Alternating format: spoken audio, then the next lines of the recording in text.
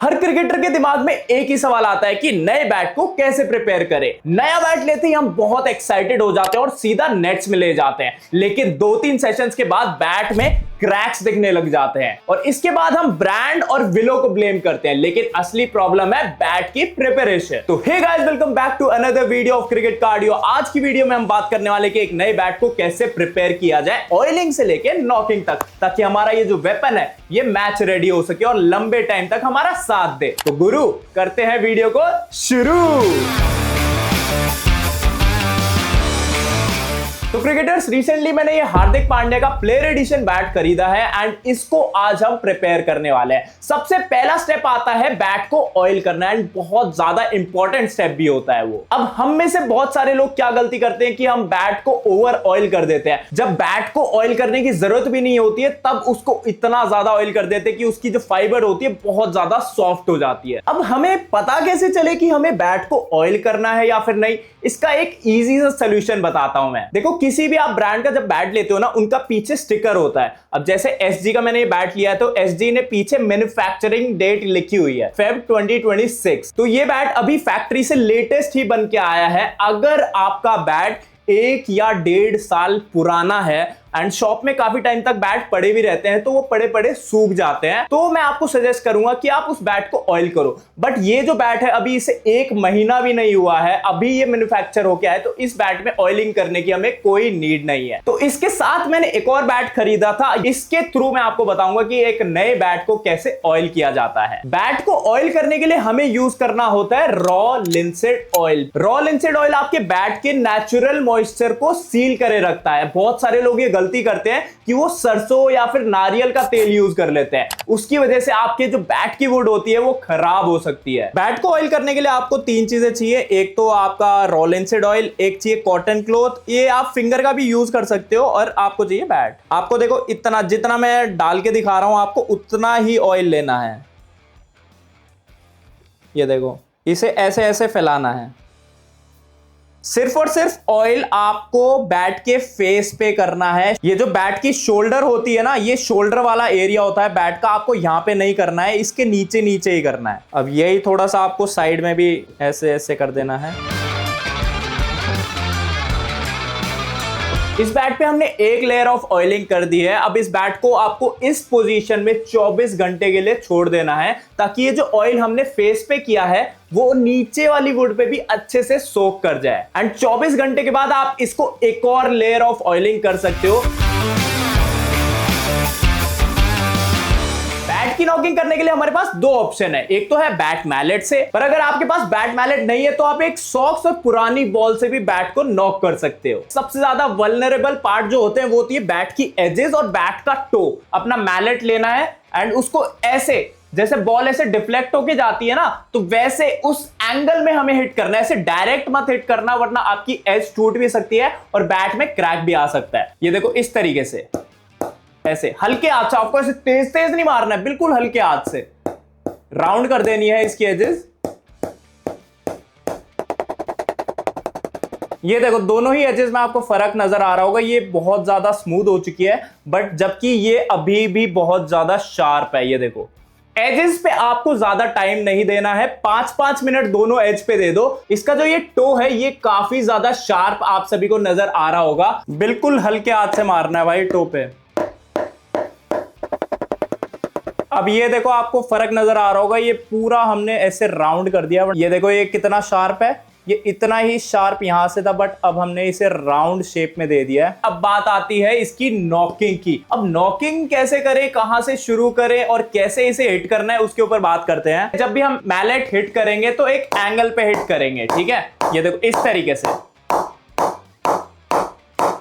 अब एक नए बैट को कितनी देर तक आपको नॉक करना है वो मैं बता देता हूं। आपको अलग अलग टाइम डिसाइड करने हैं। 1 घंटा ये साइड वाले एज को नॉक करो, फिर इस वाले साइड को करो, फिर टो वाले पोर्शन पे आ जाओ 1 घंटा, और 1 घंटा आपको मिडल करना है, अच्छे से मिडल वाले पोर्शन पे करना है। तो ये नॉकिंग की आवाज सुन के भाई आपके घर वालों को या फिर पड़ोसी वड़ोसी को दिक्कत हो सकती है, तो मैं सजेस्ट करूंगा क्रिकेट ग्राउंड में जाके करना, वो ज्यादा बेटर रहेगा। आजकल आप जिन शॉप से ये बैट ले रहे हो वो भी आपकी बैट की नॉकिंग करके देते हैं, बट मैं अपना पर्सनल बताऊं तो यार मैं थोड़ा ओल्ड स्कूल हूं, मुझे अपना खुद बैट प्रिपेयर करना ज्यादा अच्छा लगता है। अब ये कैसे पता चले कि ये बैट अच्छे से नॉक हो चुका है या फिर नहीं? बहुत ही सिंपल इसका सॉल्यूशन है। आपको एक नई बॉल लेनी है एंड नई बॉल से आपको ऐसे पंच करना है, ऐसे, ठीक है। तो अगर इस नई बॉल के सीम के मार्क आपके बैट के फेस पे नजर आ रहे हैं तो आपको नॉकिंग वाला प्रोसेस दोबारा से करना है। वो आपकी जो बैट की वुड है वो अच्छे से कंप्रेस नहीं हुई है। हमारे इस नए बैट की अच्छे से नॉकिंग हमने कर लिया है। अब बात आती है इसकी प्रोटेक्शन की, एंटी स्कफ शीट लगाने की। मैं पर्सनल बताऊं तो मैं तो ये 3M की बैट टेप यूज करता हूं एंड मोस्टली बहुत सारे इंटरनेशनल क्रिकेटर्स भी इसी बैट टेप का यूज करते हैं। सबसे पहले आपको एक साइड से ये ऐसे निकाल लेनी है। अब इसके बैट के एज का सेंटर ढूंढना है अपने को एंड अब इसको मेक श्योर करना है कि भाई इसमें कोई भी बबल्स ना रह जाएं, और 2 कट आपको यहाँ पे मार देना है, 1 कट यहाँ पे, 1 कट यहाँ पे। तो अब ये आसानी से यहाँ पे चिपक जाएगा परफेक्ट तरीके से। इस साइड का हो गया, अब इस साइड का भी चिपका देते हैं हम।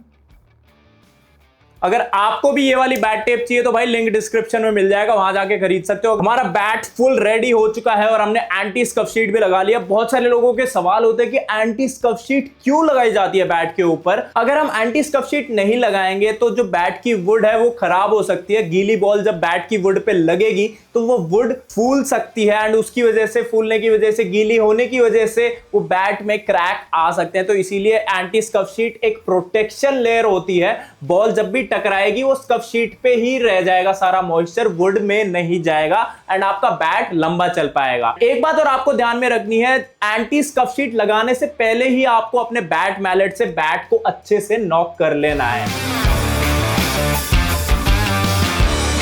मोस्टली जो नए बैट होते हैं वो टो से ही टूटते हैं, तो उसके लिए आता है हमारा टो गार्ड। ये एक एसजी की टो गार्ड किट है। इसके अंदर क्या क्या चीजें मैं आप सभी को दिखा देता हूं। एक तो आपका टो गार्ड है, ये देखो ये रहा टो गार्ड। उसके बाद फेविबॉन्ड एंड ये है सैंड पेपर। सबकी पर्सनल चॉइस होती है कि आप टो गार्ड लगाना चाहते हो या फिर नहीं। टो गार्ड का एक डिसएडवांटेज भी होता है कि वो आपके बैट को नीचे से बॉटम हैवी कर देता है, क्योंकि इसमें 25 to 30 ग्राम्स वेट होता है। बाकी फेविबॉन्ड लगाने के बाद थोड़ा सा और हैवी हो जाता है। मैं पर्सनली तो टो गार्ड के साथ नहीं खेलता हूं, तो इसीलिए मैं दूसरा बैट लेता हूं, उस पे आप सभी को टो गार्ड लगा के दिखाता हूं। सबसे पहले आपको बैट के नीचे सैंड पेपर से अच्छे से घिसना है। आपको फेविबॉन्ड बैट के नीचे ऐसे लगा देनी है, ये देखो। टो गार्ड के नीचे भी लगा देना है।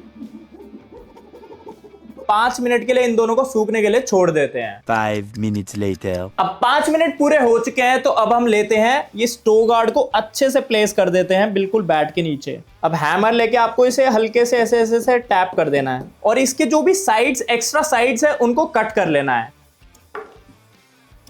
अब इसकी साइड्स हमने अच्छे से कट कर ली है एंड आप सभी लोग देखोगे कि इसके थोड़े ना ये एजेस शार्प है। अब आपको सैंड पेपर लेना है और इसको रब कर देना है अच्छे से। टो गार्ड लगाने का प्रोसेस हमारा पूरा कंप्लीट हो चुका है। ये देखो कितने अच्छे तरीके से टो गार्ड लग चुका है।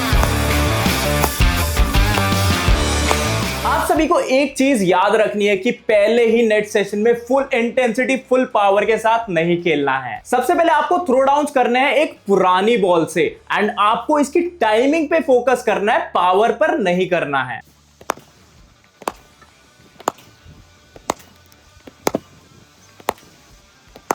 एंड जब आप अपने बैट को लेके बॉलर्स को फेस करने जाओ तो उनकी यॉर्कर और हार्ड लेंथ पे ज्यादा अटैक करने मत जाना, वरना नीचे से ब्रेक हो सकता है। और जैसे जैसे इस बैट की साउंड बेटर होए और आपको कॉन्फिडेंस आए इस बैट पे, वैसे वैसे आप इसे मैच में भी उतार सकते हो। तो ये थे हमारे 5 स्टेप्स, ऑयलिंग से लेके नॉकिंग और मैच रेडी तक। अब हमारा ये जो बैट है फुल्ली प्रिपेयर्ड है। आप सभी लोग एक चीज हमेशा याद रखना कि जो बैट है ये एक विलो से बनता है और विलो एक नेचुरल मटेरियल होता है। तो कुछ बैट्स ज्यादा चलते हैं एंड कुछ बैट्स जल्दी भी क्रैक हो सकते हैं। हर चीज हम कंट्रोल नहीं कर सकते, लेकिन हमारे हाथ में जो चीज है वो जरूर कर सकते हैं, जो कि है एक बैट की सही प्रिपरेशन। अगर आपको आज की वीडियो थोड़ी सी भी हेल्पफुल लगी है तो लाइक जरूर कर देना और कमेंट करके मुझे जरूर बताना कि आप कौन सा क्रिकेट बैट यूज करते हो। बाकी ऐसी वीडियोस के लिए क्रिकेट कार्डियो को सब्सक्राइब जरूर से करना। मिलेंगे आप सभी को जल्दी एक और नई वीडियो या फिर ब्लॉग में, तब तक अपना ख्याल रखिए। एज ऑलवेज टेक केयर, जय हिंद, नमस्कार,